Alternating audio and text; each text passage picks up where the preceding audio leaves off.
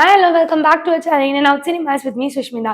இன்னைக்கு நம்ம சேனல்ல ஒரு சூப்பரான அப்டேட்ன்றது தாண்டி ரொம்ப இன்ட்ரெஸ்டிங்கான ஃபேன்ஸ் ரொம்ப எக்ஸைட்டிங்கா வெயிட்டிங் பண்ணிட்டு இருக்க ஒரு அப்டேட்னு சொல்லலாம். இதை யாரை பத்தி தானே யோசிக்கிறீங்க?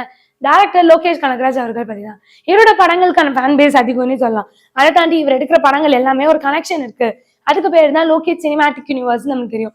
எல்சி உள்ள வர படங்கள், கைதியா இருக்கட்டும், லியோவா இருக்கட்டும், விக்ரமா இருக்கட்டும், இது எல்லாமே எல்சி உள்ள வருது.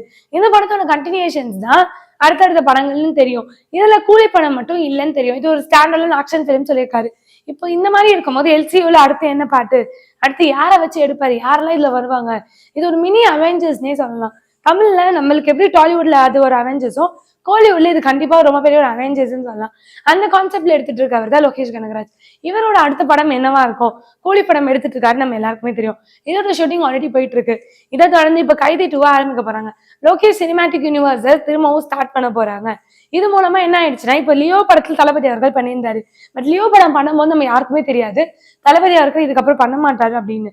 இவரோட 69வது படம்க்கு அப்புறம் அவர் நடிக்க போறது இல்ல, அரசியல்ல மொத்தமா இறங்க போறதுனால இவரை திரும்ப எல்சிஓல கொண்டு வர முடியாது.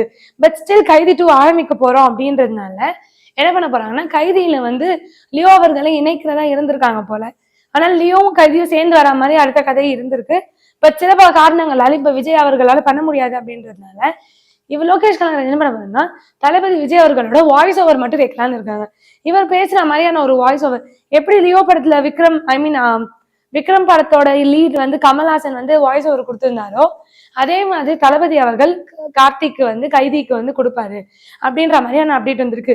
இது லோகேஷோட ஃபேன்ஸையும் சரி, தளபதி ஃபேன்ஸையும் சரி, கார்த்திக் ஃபேன்ஸையும் சரி ரொம்ப பெரிய ஒரு எக்ஸ்பெக்டேஷன்ஸை கொண்டு வந்துருச்சு.